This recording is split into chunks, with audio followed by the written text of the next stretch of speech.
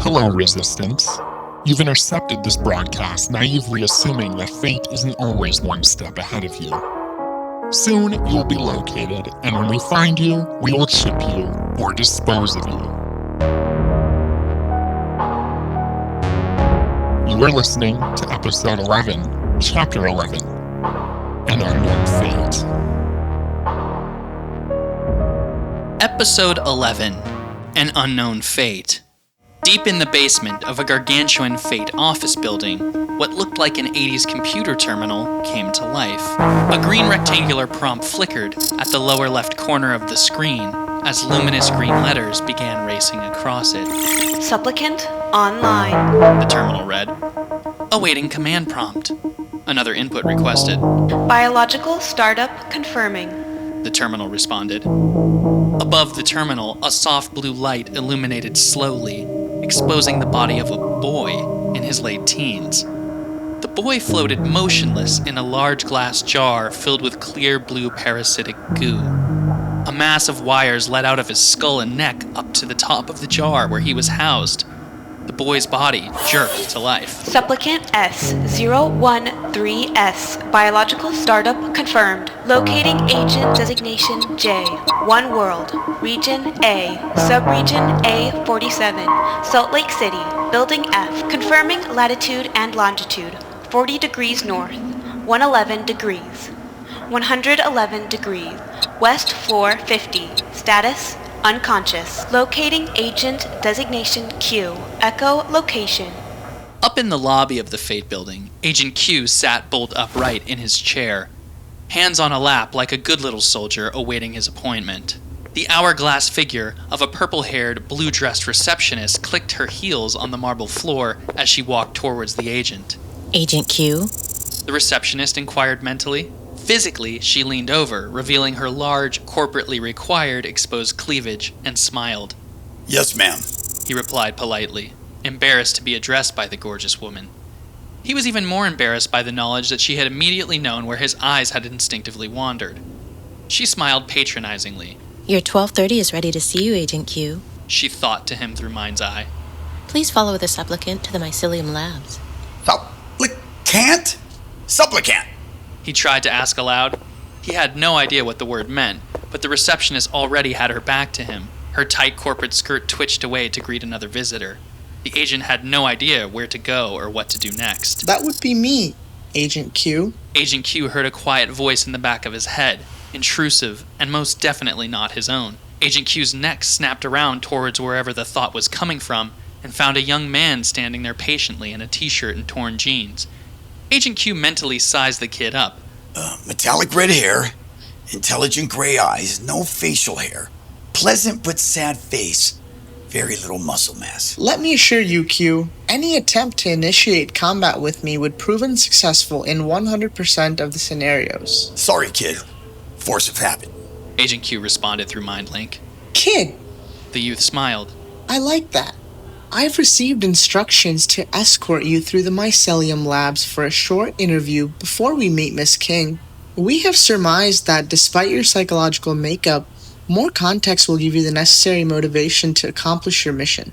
Well, damn, kid. Why don't you call me a dummy and get it over with? Agent Q growled in his head. Your IQ is actually well above population mean. The young man responded, oblivious to the sarcasm. However, your reassignment requires psychological commitment beyond typical following of orders. So you want me to drink another cup of the Kool-Aid then? Agent Q barked mentally. Yes. My apologies. Refreshments will be provided before we meet Miss King. Kid. Drinking the Kool-Aid means, you know what? Never mind. This way, Agent Q. The kid said with his mouth, grinning mischievously.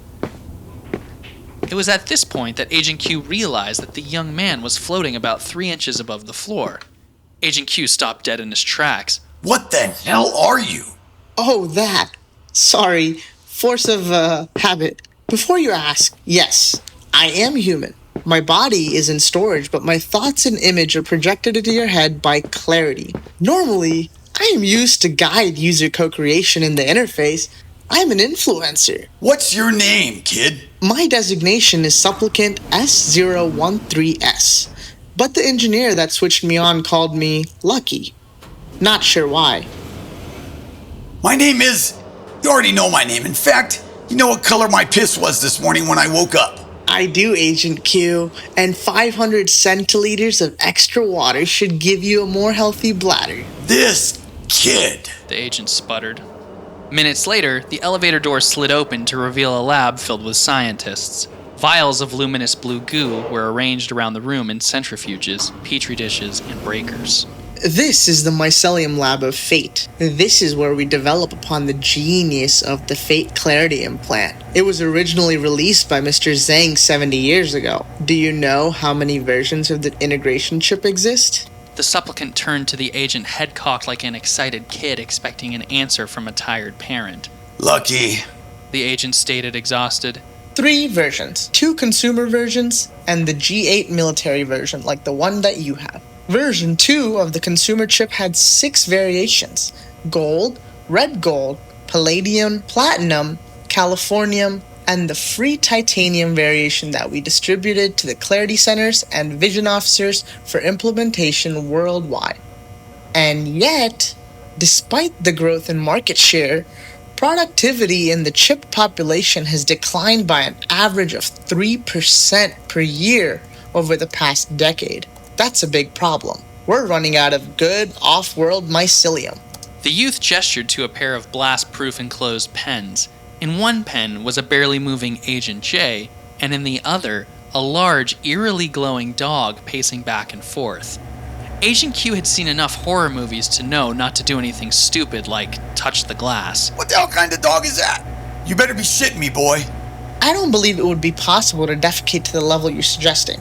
What the hell is up with Agent J? He died, eaten by what appeared to be a cargo container, only to be found again and... We brought you here to debrief Agent J before we declare him fit for work. His exposure to the new mycelium could potentially render him outside of our ability to predict. And the canine is a failed experiment using our existing batches of fungus.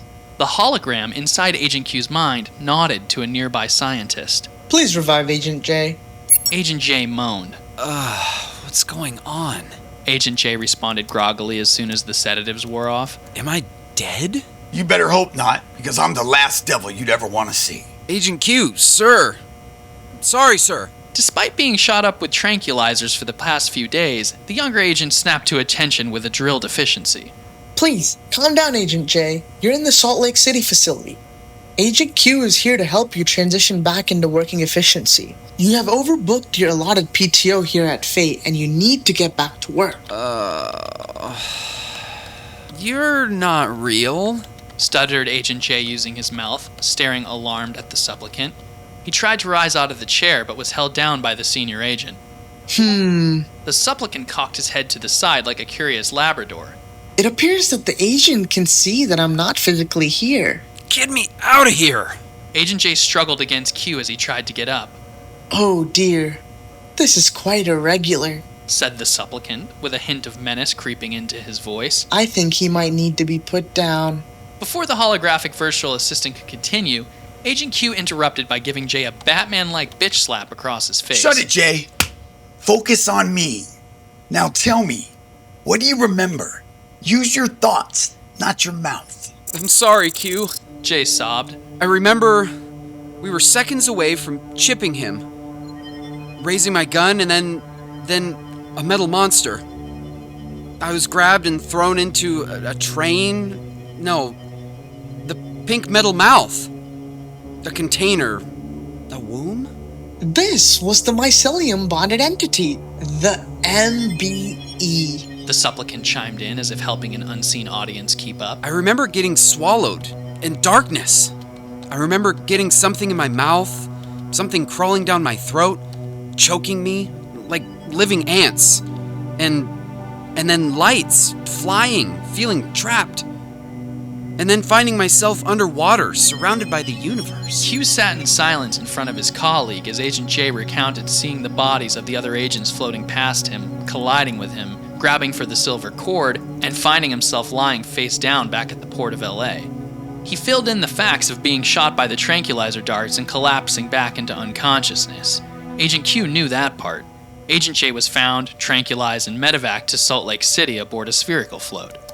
The supplicant stepped between Agent Q and Agent J and cocked his head again and then nodded to the scientists. Turn him off, please. He's said enough. Not again. I'm fine. Agent J collapsed in his cell like a wacky waving arms guy at the local car wash when the air gets turned off. What do you make of this, Agent Q? Supplicant S013S asked, turning to the lead agent. He almost died, Lucky. People see stuff when they die. Don't you know that? I don't know what you are. I informed you at the beginning of the conversation. I am a supplicant. Agent Q held his thoughts. Agent J has been exposed to a highly concentrated sample of off-world mycelium. This is similar to what was used in the original Fate Clarity chip. What? Agent Q's mind tried to keep up. Off-world? Over the years, we've been watering down what remained of the original extraterrestrial sample by crossbreeding it with more terrestrial varieties of fungus, but with limited success. Off-world? Extraterrestrial? Crossbreeding? You've been stepping among alien goo like what drug dealers did in the old movies when they cut their cocaine. And using one-world mushroom hybrids to infect the human race? Ugh. Yup. The kid babbled excitedly. Agent J has been exposed to an extremely high dose of the alien goo outside of laboratory settings. His current nanobots weren't able to intermediate the dosage, so this is a new variable that we can't account for. Boy, I still don't know what the hell you're saying. Speak English. How do I put this? Said the supplicant with a new regionally English F8-B accent. The alien fungus plus nanobots from Mr. Zhang plus software of Masai equals perfect control. Too much of any of those three elements is not good. Not good? Alien fungus? Boy, you eggheads are up to no damn good at all here. I'm afraid I must inform you that in the past 9 minutes you have broken company protocol 6 times. Human resources have docked your gambling allotment by an 89% and decreased your adrenaline by 45%. In other words, I'm not only telling you to calm down, I'm making you calm down. Inside Agent Q's head, his anger evaporated instantaneously. Between you and Agent J, we have managed to analyze all the mycelium collected from the LA site and Long Beach lab. We've determined that we can produce more robust nanobots and chips using the more pure mix of alien fungus. You eggheads are making tougher nanobots to control the fungus better? Well done. But aside from hearing the near-death stories from my agent, what more do you need me for? We've determined that we can produce more robust nanobots and chips using the more pure mix of alien fungus. What we need you for is to test the upgraded nanobots and new mycelium. In effect, we're enforcing a mandatory beta test for a hardware upgrade. And unlike the original chip, this is going to hurt. Before Q could even voice a protest, he found himself immobilized. Agent Q only stopped screaming when he passed out from the pain. He awakened several minutes later to a soft voice of the supplicant in the back of his head. Agent Q, the supplicant inquired. Agent Q, are you okay? You infected me with an alien fungus that almost killed Agent J. How do you think I feel? Well, your vitals are now reading 28% higher than when I met you this morning. And rising. Q stopped for a second and realized that the kid was right. He felt great. And now, Agent Q, for the really painful part. Minutes later, Agent Q stood alone in the doorway of a conference room, a little bit intimidated. At the edge of a large conference table sat a powerful female leafing through a manila folder. Demona King had the look that indicated supreme breeding, combat, mental and athletic ability. She was also fiercely loyal to Leander Zhang. She had recently risen through the ranks of the Fate Corporation after Masai had brutally purged the senior executive to put in effect management efficiencies. These efficiencies were something King herself had recommended. Thanks to this maneuver, she was now fully in charge of One World's operations. Today, she wore a hot pink pencil skirt power suit and half of her hair digitally dyed to match. She sharply beckoned the agent towards her with 2 fingers in a come-hither fashion.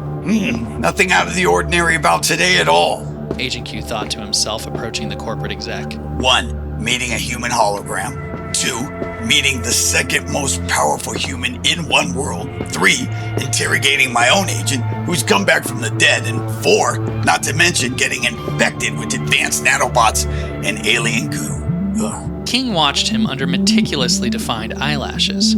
I saw your work in LA and was watching your interview and upgrade just now. You're a very resourceful member of the corporation, Q. I'm just doing my job, man. Agent Q replied, still shocked that he was being spoken to mentally by such a high-level member of One World society. It seems you think your job is to use the Clarity Network to mentally freeze and torture loyal Clarity users. Do you know how many users you've personally turned into human vegetables in the 5 years that you've been working in LA? Agent Q did. 47. That's right, 47. 47 Fate employees that need replacement, and 47 times company resources have been diverted to permanently pause a human being's neural network. Being frozen for weeks is a cost to the company, Agent Q. A cost that gets written into your blockchain with no effect on the floor price. Each incident costs Fate Clarity servers roughly 170,000 kWh of energy.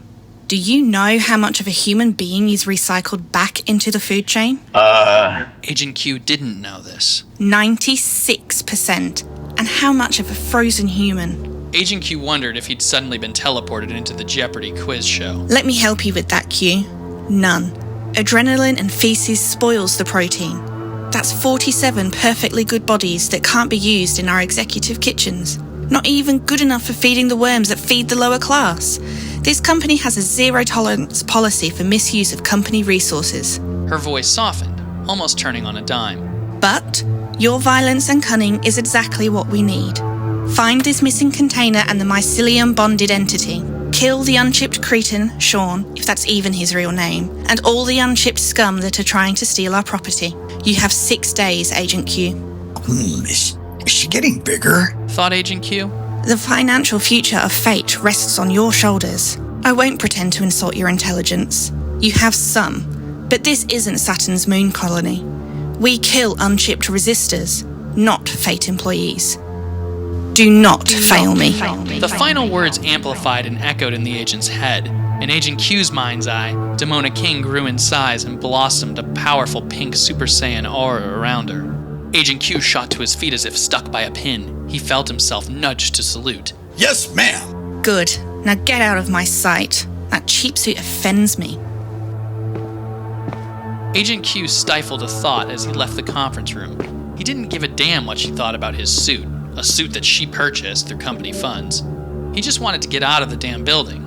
I can empathize. The young man's hologram interrupted his dark thoughts. Oh no, I didn't mean... Agent Q went pale. Don't worry. She's too busy to listen to employees. She's in constant contact with him. I've already deleted the thought before it got to HR.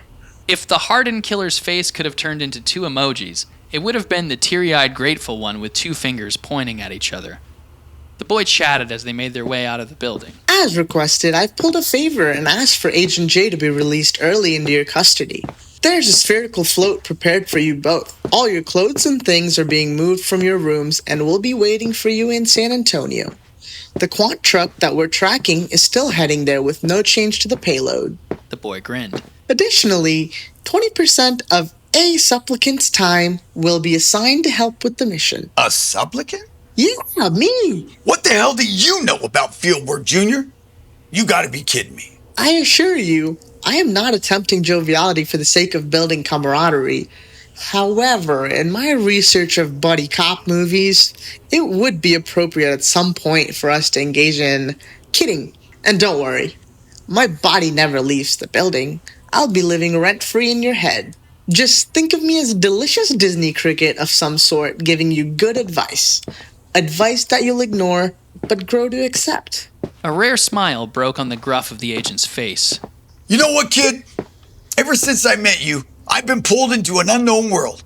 I don't quite understand or like it, but I seem to be doing all right so far.